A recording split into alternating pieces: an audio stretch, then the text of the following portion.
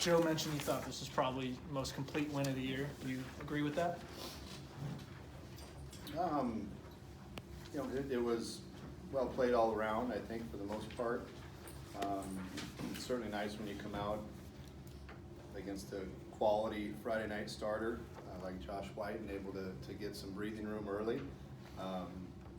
Obviously that's great. And then you got your guy out there battling and Luckham, and he did what he was supposed to do, and limit the damage and compete like he does and not walk anybody. I think he walked one hitter.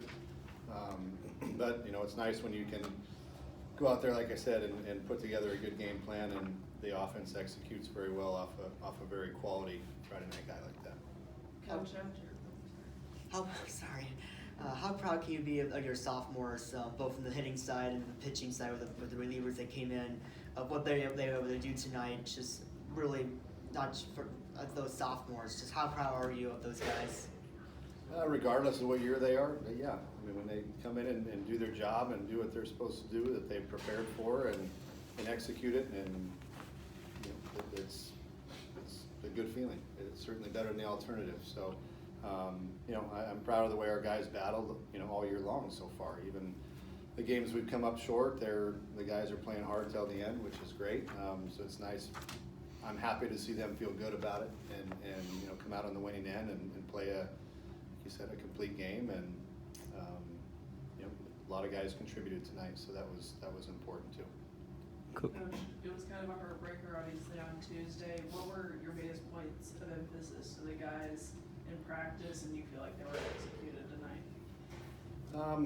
Again, we're trying to make some adjustments on the offensive standpoint.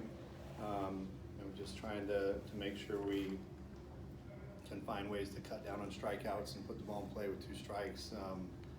Try to continue to stay aggressive up the middle and not try to do too much. And I think the innings that we put together, crooked numbers, it's guys really not trying to do too much and taking their walks and putting together good at bats and passing the baton to the next guy, versus trying to be the hero and hitting a home run every time up. It's those are good quality at bats when we're able to do that and raise pitch counts and make the other guy work a little bit more so, and kind of getting rid of the free swinging approach to where we're trying to hit home runs every time. It's not sustainable. We have to be able to put together good at bats and continue to put together innings and manufacture runs. So I think that's kind of been an emphasis as of late. The other side of the ball, obviously, don't beat yourself. We walked a lot of guys on Tuesday, and that's not a recipe for winning. So. And a follow-up to that, with really reliable and pitching like Luckham had tonight, do you feel like the guys are able to be a little bit more relaxed coming to the plate, or kind of more relaxed in their game at all? Well, I think it's human nature to try and press when we try not to segregate offense, defense, pitching position players. We're one team. So from that standpoint, we're all one unit. So if pitchers are having a tough day, we as an offense got to pick them up, and vice versa. So that's just part of being a team. We're not gonna try to point fingers at pitchers versus position players, and that's a recipe for disaster in the clubhouse. So we're gonna try to focus on we're one unit together, and we win and lose together. And if one side of the ball is scuffling, the other side's got to pick them up. That's what good teams do. So and hopefully we continue to get better at doing that. Whenever one of your starters has gone out there and shoved like Luckham did tonight, you've kind of told us that he did it without his best stuff. Is that the case tonight, or did you think Luckham had everything working? I still think there's more in there. I think if you were to ask him, and maybe you did, I think he'd probably argue that, yeah, he probably has a little bit more in the tank. And, I've seen him, where his stuff is electric. But like I said, as you continue to pile up starts, as we get throughout the heart of the season here, you're not always going to have your best stuff and feel your greatest every day. But the impressive part about him and a lot of our starters have been that, hey, when you don't have your good stuff, as long as you don't beat yourself and compete in the zone, you still give your team a chance to win. And that's what he's been doing.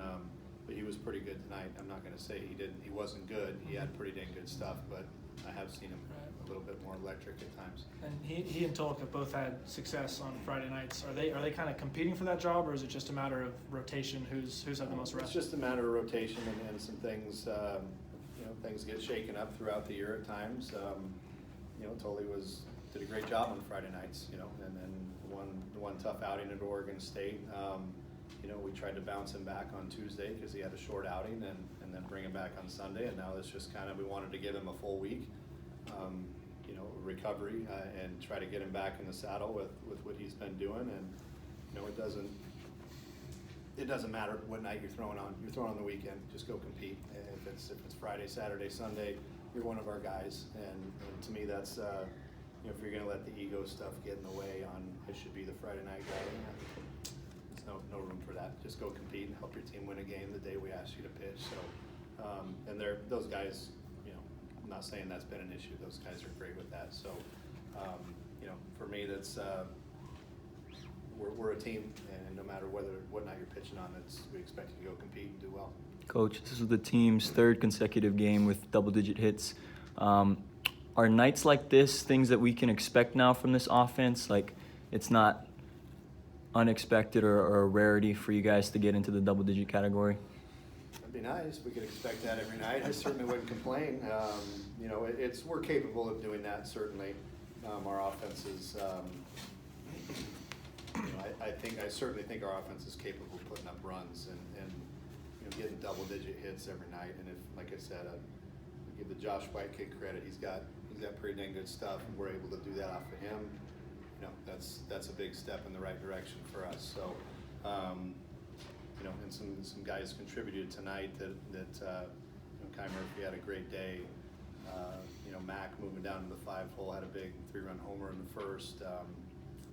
Guys are contributing up and down the lineup. Alex Champagne, even though he didn't get hits, still is having at bats where it's helping our team. Getting on base and walking and doing those type of things. So it's when you start trying to put together more team offensive-minded stuff and putting together good at bats, it's amazing. The hits kind of start piling up. So, it's great if we can continue to do that.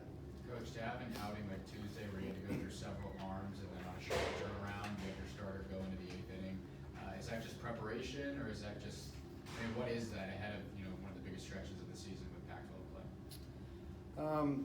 It's huge that Luck can step up and give us some length like that. So, we got some guys that have some tired arms, so we've been running out there quite a bit. And so when we can give them a breather, an extra day's rest, and can make them sharper, the following day if we need them, that's huge that starters are able to do that.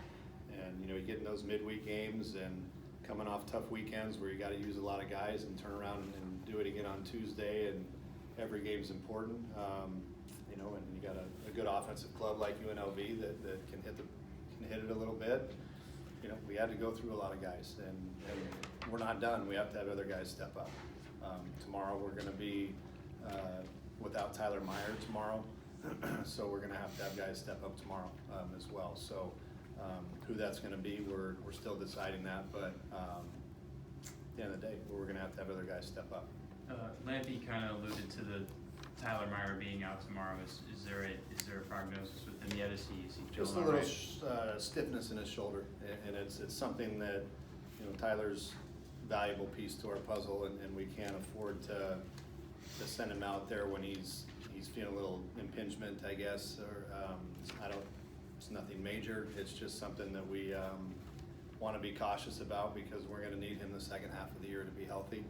Better to be safe than sorry with him. I think he wants to pitch this weekend, but at the end of the day, it's probably the smart move to back him off. He's been a workhorse for us, so the last thing I want to do is push him and have him something more serious come about it than needs to be. So if we just back off for a few days and let him get healthy, then hopefully he'll be ready to go, possibly Tuesday or next weekend at the latest.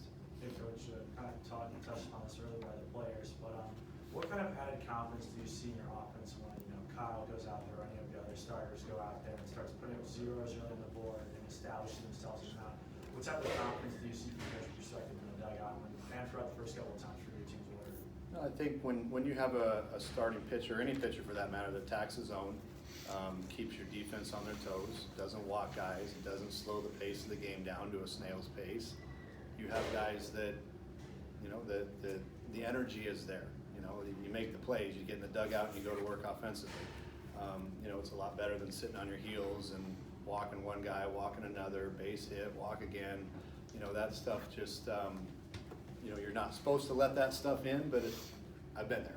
Like, you know, on the defensive side of the ball, you're like, come on, man, let's get a little tempo going so we can get back in and get the sticks to work here a little bit. But so a guy like tonight, when you have Luckham that's attacking the strike zone, not only does it keep your defense on their toes, but you know, yeah, you certainly get in and out of the dugout quick, and you get back to the offense, and let's go. You can't wait. So it's just kind of a tempo. It's a feel of the game, and when you have guys attacking the strike zone, that helps everybody.